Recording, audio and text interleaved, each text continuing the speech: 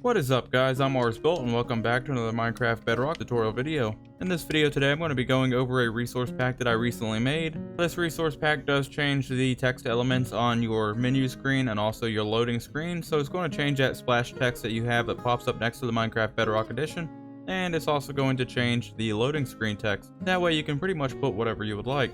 Now this is extra handy for content creators, but realistically anybody can do it. And the text that I am talking about for the splash screen is right down here on the Minecraft logo. Now you can pretty much set this to be whatever you would like, whatever color you would like, and say whatever you would like. We also have, if we go to play and just go into a regular world, you'll see I have my own custom loading screens here, and I use this for a bit of advertisement whenever I'm streaming and stuff like that. So how do we get this set? The very first thing that you're going to do is head on down to the description of this video and find the MediaFire link. Give that a double click and that should bring you to this website here, and that's going to either automatically start downloading. If it doesn't, then you can go ahead and click right here and that's going to start downloading the custom splash. Once we get that pack downloaded, we can go into our desktop. Let me go ahead and clear this one because we're going to be remaking another one of those very shortly. So now we have this zip file. What we need to do is use a program that's capable of using zip files and extracting them. I prefer 7-zip, and you can go to extract to custom splash, which will basically extract this to a folder of the same name, which is going to be a non-compressed file. So now that we have this, we no longer need this one. We can go ahead and delete that one, open this up, and you should see these 4 different things inside of here. We have loading messages.json, we have manifest.json, pack icon, which is going to be the pack icon for this, which is something that I just threw together, so don't judge on the icon. And then we have the splashes.json. The 2 that we're going to be focusing on is going to be the splashes and also the loading messages. Now these do need to stay named the exact same way, that way the game can identify these and put them inside of the proper place. Now for whatever reason, if you don't have any of the file name extensions like the .json or the .png, what you need to do is go to the view tab here, click that, and then make sure that this box that says file name extensions is checked. As you can see, if I uncheck that, it's going to make all of those go away and hide those, but we do want those visible, so make sure that's checked because we're going to be editing some of the pack names in order to turn this into a add-on pack. And we're going to need those visible, that way we're able to change them. Now I'm going to be leaving all of my text inside of here for advertisement purposes, wink wink. But what you're going to be doing is open up the splashes JSON first. Now the splashes are going to refer to the text that's at the title screen that goes across the main logo. So for example, mine's going to say subscribe to RSBuild or Project Bedrock. So if you double click on this, it's going to open up inside of your text editor. You can do this inside of a notepad, but I would recommend using a code editor such as VS Code like I have here. These little symbols here are called a SS symbol, and this is going to basically dictate whether or not your text is bold, what color it is, whether or not it's underlined, etc. Now you don't want to change any of the code up here, but what you do want to change is between these quotation marks. You want to keep everything inside of a string. So for example, if I wanted to add to this, then I would go back to this quotation mark, hit a comma, put 2 quotation marks, and then I would write hello. To keep that neat, I'm just going to put a space right here. However, the spacing is optional, but it does need to be in this exact format. So remember, you're going to have 2 quotes, a comma, and then 2 quotes after that if you're wanting following text after. However, at the very end, you do not want any of the commas here, because if you have a comma here, that's going to tell the code to look after the comma to see if there's anything else. And if it's looking after the code and there's nothing for it to find, then it's going to end up failing the code, which you can see that inside of the failed log down here. So make sure that you have a comma between all of your quotation marks and that you do not have a comma at the very end, and you should be good to go.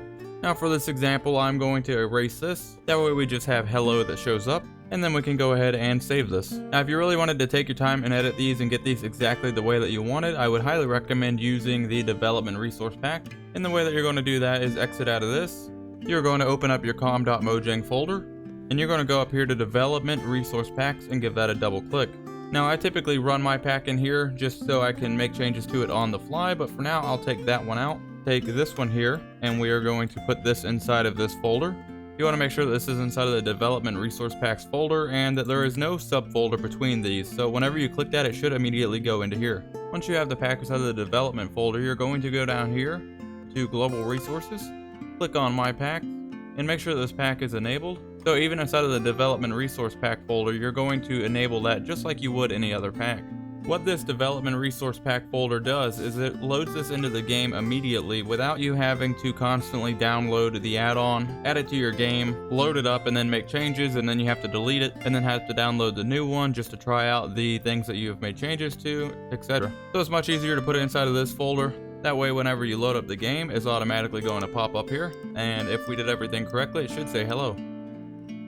And now that we have it all loaded up, we have hello on the screen. Now the thing that's really wonderful about having the development resource packs is we can go into here, and then we can change our splashes, and we can say hi there instead. Now we need to save the file, relaunch Minecraft, and as soon as we restart Minecraft, you can see we have hi there now. Same thing if we wanted that hi there in blue, we could do a double S, which in order to put this symbol in, you're going to hold down Alt and put 2, 1. That will give you a double S, or you can hold down Alt and press 0, 1, 6, 7, and that will give you a double S also. I'm going to be placing this chart down inside the description below, that way if you're unfamiliar with the double S symbol and how to change the colors, it'll be there for easy access for you. Just keep in mind that not all of those work on Bedrock Edition, but the vast majority of them do. So for blue, we're just going to do the double S with B after it, and then we could also make it bold as well by putting a double S and an L. We're going to save that, minimize this, exit out of Minecraft and relaunch. And as you can see, we have hi there, but now it's in blue and it's in bold. So you can put a ton of different things inside of here. It's really up to you. You can use this for advertisement, or you can just use it to be silly if you'd like. Now let's move on to the loading messages. It's pretty much the exact same thing. You're going to go in here to the loading messages.json. You can see all of my loading messages inside of here. And just like before, you want quotation marks between the front and the very back, and then you want commas in between, but you do not want a comma at the very end.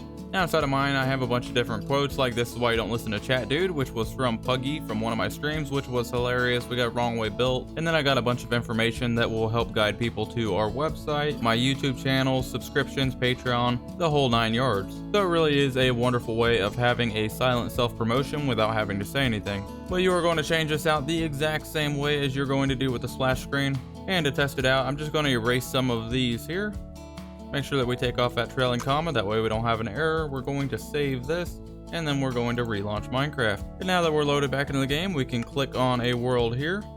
And as you can see, we have this pop up: subscribe to RS Built on YouTube for Bedrock Edition farms, tutorials, and Let's Plays, and more. So go ahead and do that while you're thinking about it.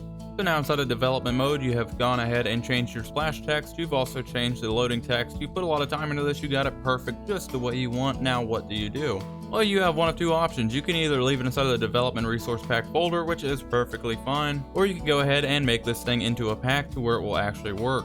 Leaving it inside of here is pretty self-explanatory, but if you want to make this into a pack, you're just going to grab that out of the folder, put it back on the desktop just like you did before. We're going to take the same program that we used to extract this, and we're going to send this to a compressed zip folder. So basically recreating what we had at the very beginning, but now this carries all of the data that you changed inside of that zip folder. Now that it is converted into a zip folder, what we're going to do is go down here to rename, and you are going to click on this, and you are going to go to where it says zip. You're going to remove zip, and you're going to type in MC add-on, just like this. Hit enter.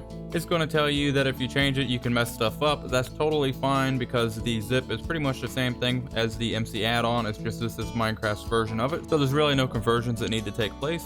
So we can hit yes. That's going to change it to an MC add-on. We can double click that. You're going to see that it begins importing directly into Minecraft. Go down here to global resources, and under my packs, it should be the very top one here. You can click that, activate it. And now that we have it activated, it's going to take a second, load it up, and now we have the hi there.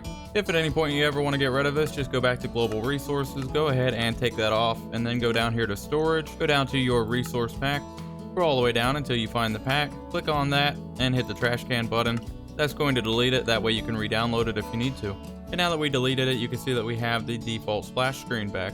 And that is going to wrap this tutorial up. I really hope that you guys enjoyed this tutorial, and I hope that this tutorial helped you out some. If you need any help, as always, drop a comment down below, or you can join my public Discord. The link is down inside the description. While you're down there, drop a like, subscribe to the channel if you have not already, and I'll see you in the next video. Bye.